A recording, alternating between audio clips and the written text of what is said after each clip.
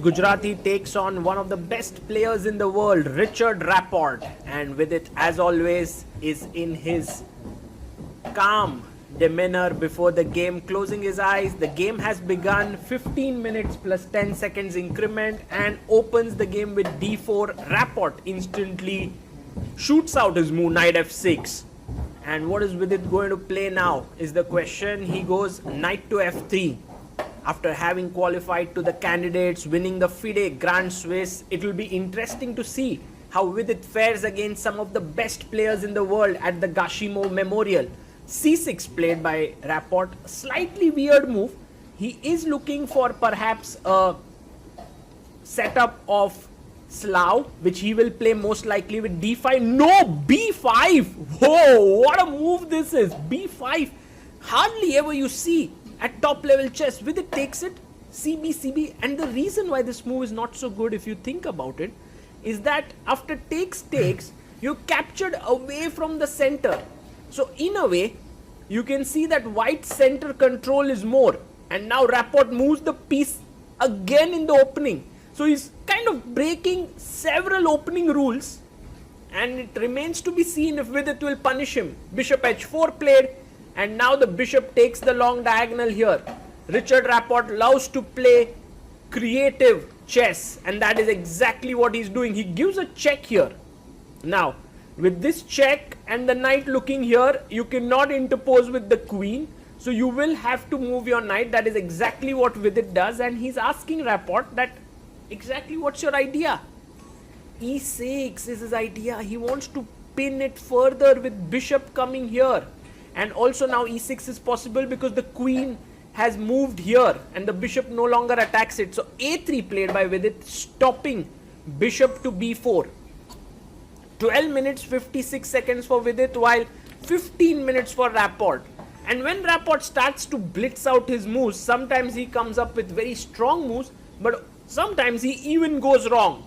We'll see what happens today right now. Vidit can take with the queen, but he decides to take with the knight, and it is maybe one of the more ambitious decisions here, because you want to quickly get out your bishop and castle. Of course, you have to keep in mind that your g2 pawn is hanging. Knight a6, again developing towards the side of the board. Richard Rapport is playing with fire here, but maybe he has some ambitious plans in his mind. First, Vidit blunts the bishop here with his pawn moving up to f3, and next he would like to develop the bishop and quickly castle it out. Rapport goes bishop to d6. Well, you know, with Richard, you can guess none of his moves. They are all so creative and so original. But now if you see, this pawn is slightly weak.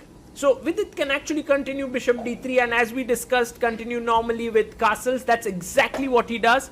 And Rapport castles it out here. And I believe Vidit will also castle it out, because that seems like the most logical thing to do. And yes, he also castles. Now the knight is no longer pinned, so it can move. He goes f5, stopping the white central mass from expanding. But can Vidit play a4? What a classy move that would be. Because then you're provoking him either to take or push. And in both cases, you get the c4 square to attack the queen and the bishop. So that is a fantastic choice. But he goes queen e2. I believe that to a4, maybe Vidit did not like something. Maybe knight b4 is what he didn't like. So he first goes queen e2. And he attacks the pawn on b5. And let's see what Rapport does. He needs to defend this pawn. He has got quite an uncomfortable position out of the opening, we must agree. Vidit's moves have been simple, logical and strong. Now the knight goes to c7 and defends the pawn. But if you notice, now the knight can no longer jump forward. So it makes all the more sense to play a4, and that's exactly what Vidit does. Fantastic positional play. You can see Vidit is tremendously focused because he knows that he has an advantage. And if you have been a Vidit fan, or if you followed his chess, you know that many times Vidit gets great positions against strong players but hasn't converted them in the past.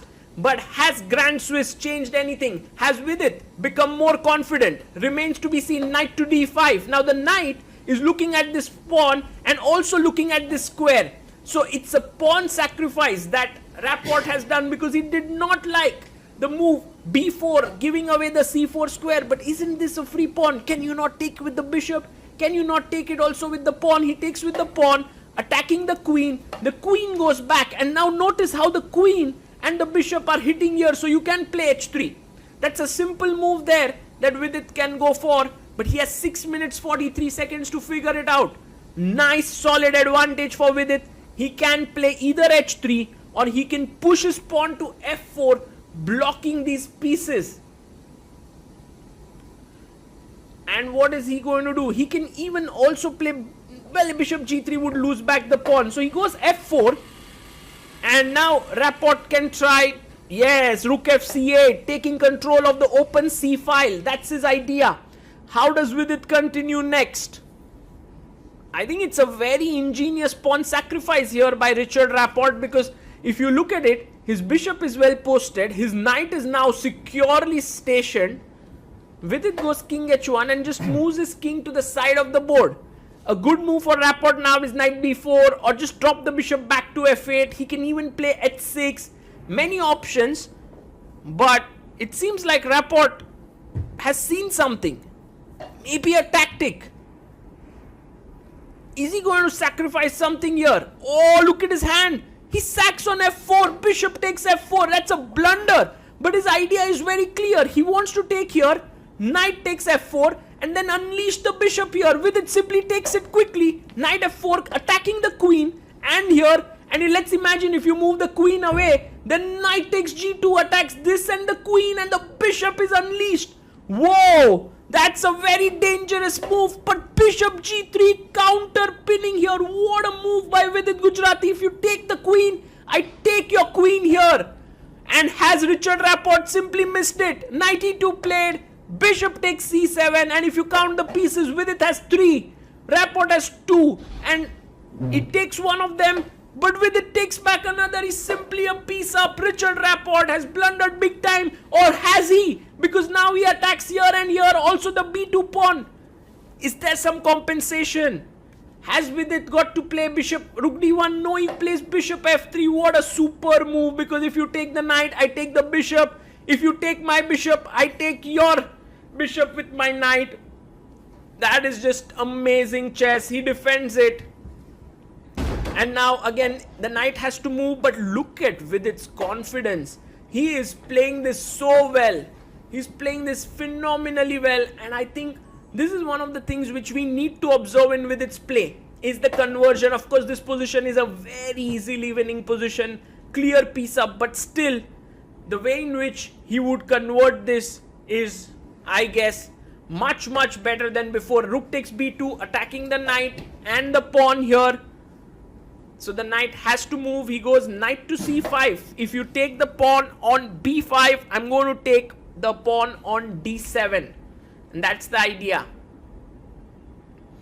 So he goes d6, attacking the knight.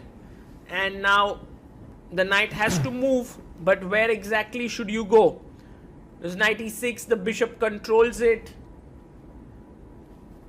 And these little tricky decisions have to be navigated carefully. Otherwise, you can land up in a difficult position. There is also knight d7 move.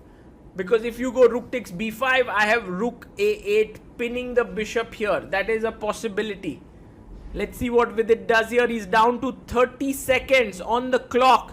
You can see that he has some difficulties converting it, but maybe Rapport might get some chance here. But I think Vidit is being just very careful. He goes knight a6. And Rapport takes the pawn with his rook. And Vidit goes knight to c7. I love this move. Knight c7, hitting the rook and the pawn. And I think just keeping all his pieces nicely positioned. He has a 10-second increment in hand, so he's not going to lose on time. But he has to be careful about the time factor in the game. h3 just taking away all the back rank issues. White has an extra piece, that is the knight, but black has 2 pawns for it. So the conversion might not be trivial, but it's definitely not so tough as well. I'm sure Vidit can manage it. Rook b6 played. What's next now? Where is your play coming from as white? I believe the play lies on the e6 pawn. Exactly. Rook e1. The knight now attacks this pawn, and if one more pawn falls for black, then it's just game over. h6 played. Is there some trick here? Because if you take here, rook b1 is the idea. So he goes king h2, and now d5 played. The rook defends the pawn. Now the bishop defends here.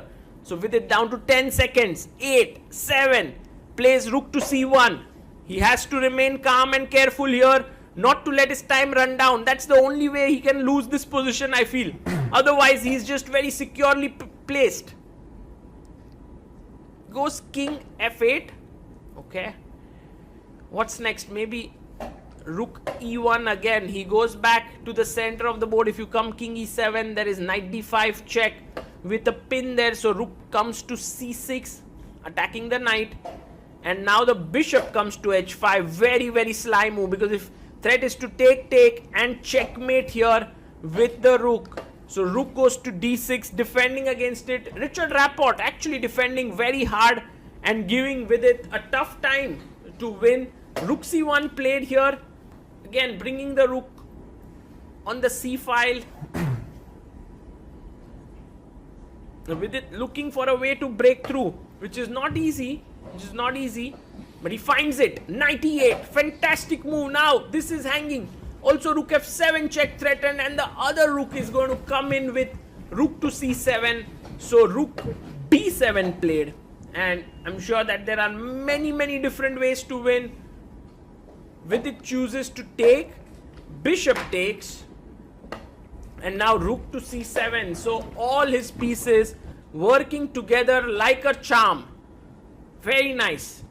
And Richard Rapport goes g6, giving back one pawn. But I think that's just desperation. And you can see Vidit now very careful. He knows that he has less time, but he also knows that he's completely winning. The bishop is attacked by the rook, so careful there.